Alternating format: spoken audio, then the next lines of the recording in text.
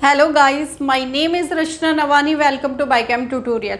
आज के लेक्चर में हम मेटल्स एंड नॉन मेटल्स का डिफरेंस पढ़ेंगे, इन दोनों के बीच में क्या डिफरेंस है, और उसके साथ साथ हम मेटल्स और नॉन मेटल के डिफरेंस के साथ साथ उनके कुछ एक्सेप्शनल केस के ऊपर डिस्कस करेंगे कि क्या इनके कुछ एक्सेप्शनल्स होते हैं, तो उनके बीच में हम डिस्कस करेंगे। चलिए हम डिस्कस करते हैं। प्रीवियस लेक्चर में हमने physical properties of metal and physical properties of non metals, ये दोनों ही हमने डिस्कस करे थे। आज के टॉपिक में हम डिस्कस करें दोनों को साथ में मिला करके उनका डिफरेंस पढ़ेंगे। अगर आपको वो दोनों लेक्चर क्लियर हो गए तो आप डिफरेंस आसानी से समझ पाओगे।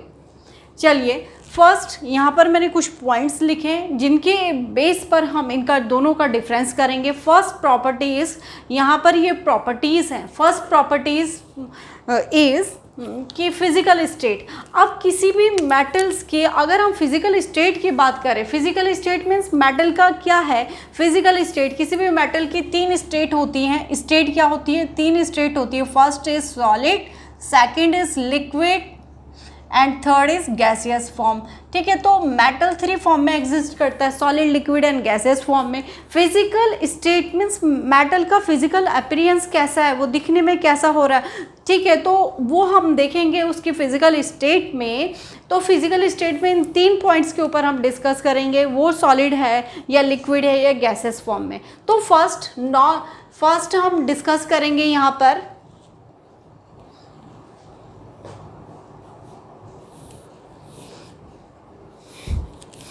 First is metal, second is non metal, third is यहाँ पे यहीं पर पॉइंट, एक और पॉइंट बना देते हैं, एक्सेप्शनल। ठीक है, तो जो फिजिकल स्टेट होती है मेटल की, ये पॉइंट्स है जिनके ऊपर हम डिस्कस करें। मेटल की जो फिजिकल स्टेट होती है, मोस्टली मेटल्स क्या होते हैं? सॉलिड इन नेचर होते हैं। ठीक है, मोस्टली मेटल क्या होते हैं? सॉलिड होते हैं, हार्ड होते हैं। तो ये इनकी फिजिकल स्टेट हो गई। सॉलिड होते हैं, जो सॉलिड होंगे वही हार्ड होंगे। हार्ड क्यों होंगे या सॉलिड क्यों होंगे? क्योंकि मेटल्स के पार्टिकल्स या मॉलिक्यूल्स एक दूसरे से कॉम्पैक्टली अरेंज होते हैं, इसलिए ये सॉलिड्स होते हैं। ठीक है, तो सॉलिड फॉर्म में, जैसे एग्जांपल हमने आयरन का दे दिया, सॉलिड होता है। लेकिन कुछ क्या होते हैं, कुछ मेटल्स, अब यहाँ पर एक्सेप्शनल में लिखूंगी मैं कि कुछ मेटल्स क्या होते हैं जो हमारे पास क्या होते हैं। कुछ मेटल्स क्या होते हैं हमारे पास? मेटल्स तो मोस्टली क्या होते हैं? हार्ड होते हैं, पर लेकिन कुछ मेटल्स क्या होते हैं? सॉफ्ट भी होते हैं। वो मेटल्स क्या होते हैं हमारे पास? यहाँ पर एक्सेप्शनल आ गया, सोडियम, पोटेशियम, ये हमारे पास क्या होते हैं? सॉफ्ट होते हैं। लेकिन ये यहाँ पर किस कंडीशन में? एक्सेप्शनल कंडीशन में। सोडियम और पोटेशियम आपके पास ऐसा मेटल्स हैं जो कि हार्ड नहीं होते, सॉफ्ट होते हैं। इनको हम इजीली कट कर सकते हैं नाइफ से। लेकिन जो नॉन मेटल्स होते हैं, नॉन मेटल्स क्या होते हैं? मोस्टली नॉन मेटल्स क्या होते हैं? सॉफ्ट होते हैं। नॉन मेटल्स जैसे कि हम फॉस्फोरस और सल्फर का यहाँ पर एग्जाम्पल दें। ठीक है, तो फास्फोरस और सल्फर हमारे पास सॉफ्ट होते हैं, ये आसानी से क्या हो जाते हैं? टूट जाते हैं, आसानी से ब्रेक हो सकते हैं, तो ये हमारे पास सॉफ्ट होते हैं। ऑक्सीजन भी हमारे पास नॉन मेटल में आता है, क्लोरीन भी हमारे पास नॉन मेटल में आता है, ये सारे हमारे पास नॉन मेटल्स है। अब मेटल्स तो हार्ड होते हैं, लेकिन एक्सेप्शनल क्या आ गया? Non metal. एक्सेप्शनल क्या आ गया? सोडियम और पोटेशियम। एक ऐसे सोडियम और पोटेशियम, रूबिडियम, सीजियम ऐसे मेटल्स हैं जो कि हार्ड नहीं होते, सॉफ्ट होते हैं। सबसे सॉफ्ट कौन सा मेटल होता है? सोडियम होता है। नेक्स्ट है लस्टर। लस्टर मीन्स चमकने का गुण। ठीक है, तो मेटल्स में शाइनी अपीयरेंस होती है, बहुत ज़्यादा शाइन करते हैं। ठीक है, तो शाइनी होते हैं मेटल्स, जैसे कि हमने गोल्ड लिखा, गोल्ड को हम AU से डिनोट करते हैं, तो ये क्या होता है? बहुत ही चमकदार होता है। चमकदार होता है तो गोल्ड का कलर आप सभी को पता है, येलो कलर का होता है। ठीक है, अगर हम कॉपर की बात करें तो नहीं, आयरन की बात करें तो आयरन क्या होता है? रेडिश कलर में आता है। तो इस तरीके से जो मोस्टली जो हमारे पास मेटल्स होते हैं वो क्या होते हैं? लस्टर प्रॉपर्टी को शो करते हैं, मीन्स शाइनी इन नेचर होते हैं। जबकि नॉन मेटल्स हमारे पास क्या होते हैं? नॉन मेटल हमारे पास डल अपीयरेंस के होते हैं, डल कलर के होते हैं। ठीक है, तो इनका ब्राइट कलर नहीं होता, इसलिए ये डल होते हैं। ठीक है, तो इसका यहाँ पर कोई भी एक्सेप्शनल नहीं है। नेक्स्ट हम हार्डनेस के ऊपर बात करते हैं। तो मेटल्स क्या होते हैं, मोस्टली जो मेटल्स होते हैं मोस्टली हार्डनेस होते हैं। ये मेटल मोस्टली मेटल क्या होते हैं, हार्ड होते हैं। मेटल्स के जो पार्टिकल्स होते हैं एक दूसरे के साथ इस तरीके से कॉम्पैक्टली अरेंज्ड होते हैं। कॉम्पैक्टली अरेंज होंगे मीन्स इनके बीच में कोई भी स्पेस नहीं पाई जा रहा है, जिसको कि हम दो एटम के बीच में जो मॉलिक्यूल जो स्पेस होता है उसको इंटरमॉलिक्यूलर स्पेस कहते हैं। इनके बीच में स्पेस ही नहीं होता है, इसलिए ये इनको हम कंप्रेस नहीं कर सकते, इसलिए ये क्या होते हैं, हार्ड होते हैं। मोस्टली सभी मेटल्स हमारे पास हार्ड होते हैं। केवल यहाँ पर एक्सेप्शनल क्या है, एक्सेप्शनल हमारे पास क्या है, सोडियम एंड पोटेशियम का। और नॉन मेटल क्या होते हैं, सॉफ्ट इन नेचर होते हैं। ठीक है, तो ये इनकी प्रॉपर्टीज हम बता रहे। मैलिएबल मेटल्स क्या होते हैं, मैलिएबल प्रॉपर्टी के होते हैं। मैलिएबल मीन्स मेटल्स में जो प्रॉपर्टी होती है उसमें पीटने का गुण पाई जाता है। ठीक है, तो मैलिएबल को कैसे डिफाइन करेंगे, प्रीवियस लेक्चर में वो डिफाइन किया। मैलिएबल जब हम मेटल को पीटते हैं हैमर से, हथौड़े से मारते हैं, मार के क्या करते हैं, अलग अलग शेप में कन्वर्ट करते हैं। तो मेटल्स को अब आपने अच्छी तरीके से देखा कि आयरन को पीटा जाता है। आयरन को पहले लाल गरम करा जाता है, इतना ज़्यादा टेम्परेचर उसको दिया जाता है, तब वो रेड कलर में कन्वर्ट होता है। उसके बाद उसे पीटा जाता है और अलग अलग शेप में कन्वर्ट करे जाते हैं, उसके बहुत सारे औजार बनाए जाते हैं। ऐसे बहुत सारे मेटल्स हैं जिसमें कि मैलिएबल की प्रॉपर्टी पाई जाती है। तो इसमें ये क्या होते हैं, ये मेटल्स हमारे पास क्या होते हैं, मैलिएबल इन नेचर होते हैं। ठीक है, मैलिएबल इन नेचर मीन्स इसमें क्या प्रॉपर्टी पाई जाती है, बीटन प्रॉपर्टी पाई जाती है। ठीक है, और ये क्या होते हैं, इनको हम क्या लिख देंगे, नॉन मैलिएबल, क्योंकि ये तो सॉफ्ट होते हैं। अगर हम इनको तोड़ेंगे तो टुकड़े टुकड़े हो जाएंगे इसके। तो ये क्या होते हैं, नॉन मैलिएबल इन नेचर।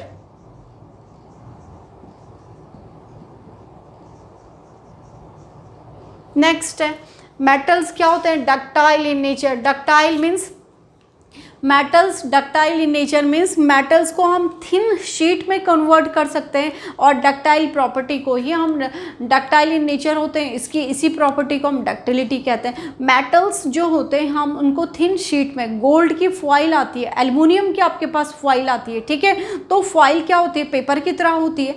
तो इस तरीके से मेटल्स में हम उसको थिन शीट में कन्वर्ट कर सकते हैं, तो उसकी इस प्रॉपर्टी को हम डक्टिलिटी कहते हैं। अगर हम मेटल्स की इसी प्रॉपर्टी में अगर हम 1 ग्राम गोल्ड से लगभग हम 1 to 2 किलोमीटर वायर में कन्वर्ट कर सकते हैं। ठीक है, तो मेटल्स में ये प्रॉपर्टी पाई जाती है। मेटल्स के क्या बनाए जा सकते हैं, वायर्स बनाए जा सकते हैं। ठीक है, तो इसकी इसी प्रॉपर्टी को हम क्या कहते हैं, डक्टाइल प्रॉपर्टी कहते हैं। और इसकी इस प्रॉपर्टी डक्टाइल इन नेचर होती है, इसकी इस प्रॉपर्टी को हम डक्टिलिटी कहते हैं। तो डक्टाइल जब किसी भी मेटल्स के हम थिन वायर्स में उसको कन्वर्ट कर सकते हैं, इतना खींच सकते हैं उसे तो उसकी इस प्रॉपर्टी को हम डक्टिलिटी कहते हैं। जैसे आपके पास गोल्ड के वायर बन सकते हैं, क्या हम बना सकते हैं, सिल्वर के वायर बना सकते हैं, बनाएंगे तो सब चोरी हो जाएगा।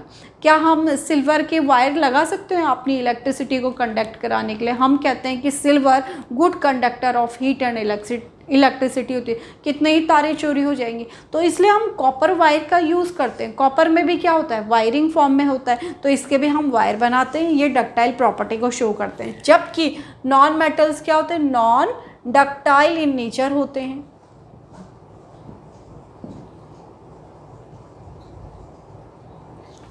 नेक्स्ट प्रॉपर्टी देखेंगे, टेंसिल स्ट्रेंथ।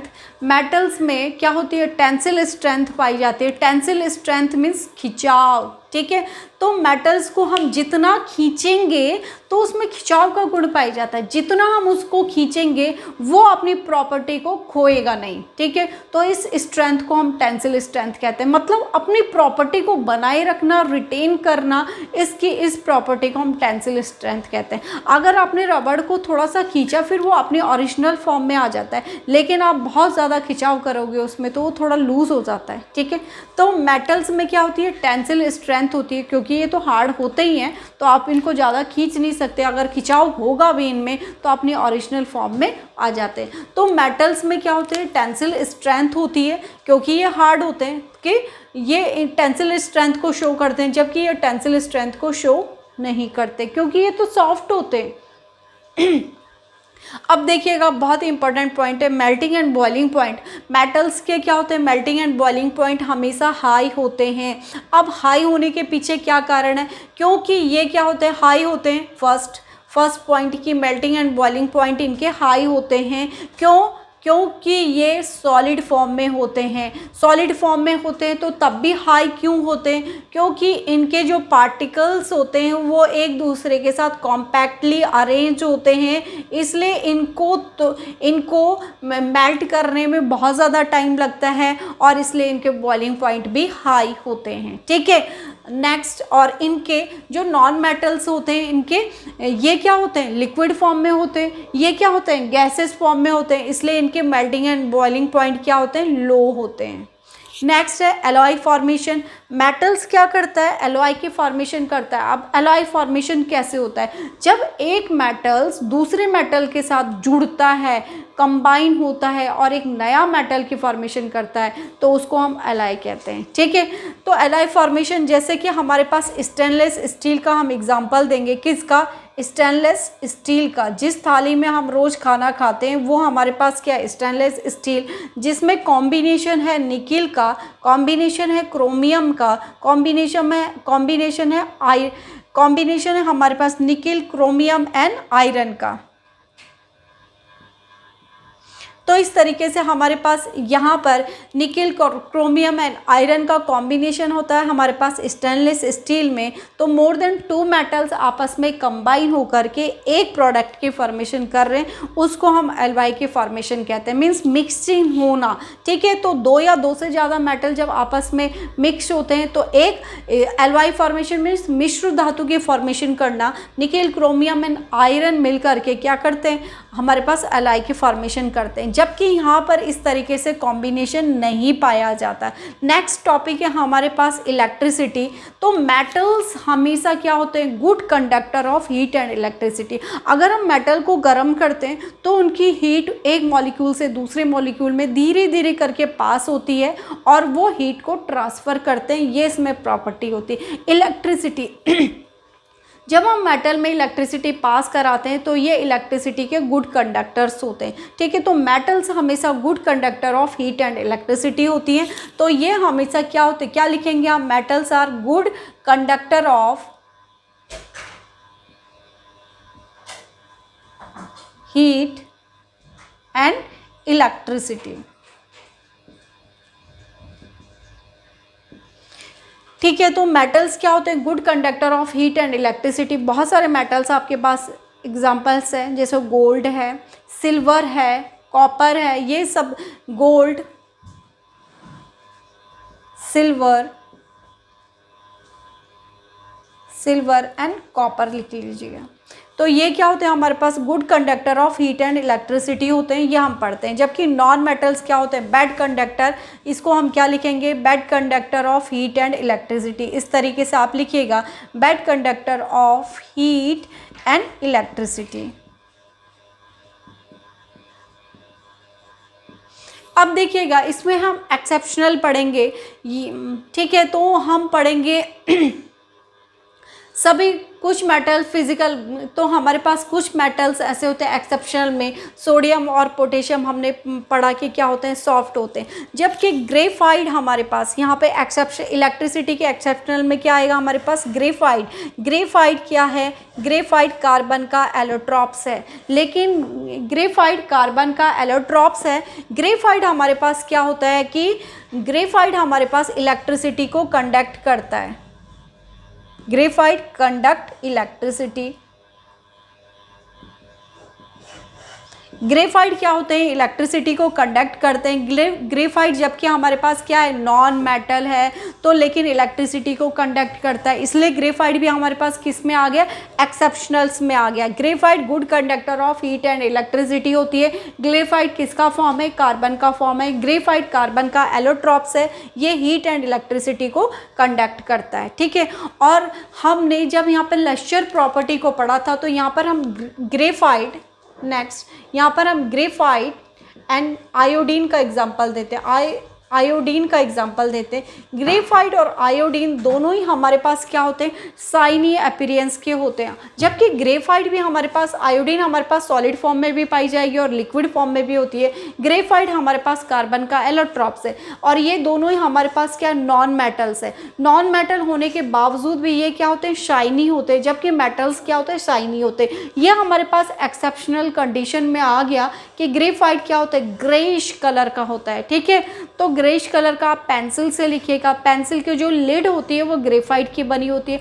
आप इसमें लिखेंगे, जब आप लिखते हो तो स्मूथ आपको दिखाई देता है और साथ में चमकता हुआ भी दिखाई देता है, तो ये ग्रेफाइट की प्रॉपर्टी होती है। ठीक है, आयोडीन का भी अपना वायलेट कलर होता है। ठीक है, तो स्पेसिफिक कलर होता है जिसमें कि चमकने की प्रॉपर्टी पाई जाती है। तो ये हमने पढ़ा। बाकी हम मेटल्स, हम मरकरी पढ़ते हैं, एक मरकरी पढ़ते हैं। सभी मेटल्स क्या होते हैं, सॉलिड फॉर्म में। एक्सेप्शनल में हमारे पास क्या होगा, जो लिक्विड फॉर्म में, यहाँ पर जो लिक्विड फॉर्म में मेटल्स क्या है, मरकरी भी हमारे पास क्या है, Hg से डिनोट करेंगे। मरकरी हमारे पास एक ऐसा मेटल है जो रूम टेम्परेचर पर लिक्विड फॉर्म में पाई जाता है। बाकी सभी मेटल्स हमारे पास रूम टेम्परेचर पर, मीन्स जिस रूम में हम रह रहे हैं, हमारे जो इन्वायरमेंट में जो टेम्परेचर है उसको हम रूम टेम्परेचर कहते हैं। तो मरकरी हमारे पास रूम टेम्परेचर पर क्या होता है, लिक्विड फॉर्म में पाया जाता है। ठीक है, तो मरकरी का यूज़ एक तो हम थर्मामीटर में करते हैं, ठीक है, टेम्परेचर को काउंट करने के लिए। एक हम ब्लड प्रेशर को काउंट करने के लिए स्फिग्नोमैनोमीटर होता है, उसमें हम मरकरी का यूज़ करते हैं। उसमें मरकरी क्या होती है, लिक्विड फॉर्म में होती है। जैसे हम अपनी बॉडी का ब्लड प्रेशर को काउंट करना चाहते हैं, बढ़ रहा है या घट रहा है, तो उस हिसाब से हमारे पास मरकरी जो होती है वो क्या होती है, रूम टेम्परेचर पर ऊपर की तरफ चढ़ती है। तो इस तरीके से हम ब्लड प्रेशर को चेक करने के लिए या थर्मामीटर में जो लिक्विड मरकरी भरी होती है उसे हम बॉडी के टेम्परेचर को काउंट करते हैं। ठीक है, तो ये हमेशा हमारे पास मरकरी भी क्या होती है, रूम टेम्परेचर पर लिक्विड फॉर्म में होती है। तो हमारे पास ये कुछ एक्सेप्शनल्स हैं जो कि क्या होते हैं, नॉन मेटल, मेटल्स के अतिरिक्त कुछ एक्सेप्शनल्स हैं जो मेटल होने के बाद नॉन मेटल की तरह बिहेव करते हैं, जो नॉन मेटल होते हैं वो मेटल की तरह बिहेव करते हैं। तो इस तरीके से हम यहाँ पर फिज़िकल प्रॉपर्टीज़ पढ़ चुके हैं मेटल एंड नॉन मेटल की, और उसके साथ साथ हम आज के लेक्चर में इनके बीच में डिफरेंस पढ़ा। डिफरेंस के साथ साथ हमने एक्सेप्शनल प्रॉपर्टीज़ को भी क्लियर करा। आई थिंक कि स्टूडेंट आपकी समझ में आया होगा। तो प्लीज़ चैनल को लाइक एंड सब्सक्राइब जरूर करें और वीडियो को ज़्यादा से ज़्यादा अपने फ्रेंड के साथ शेयर कीजिएगा। Thank you.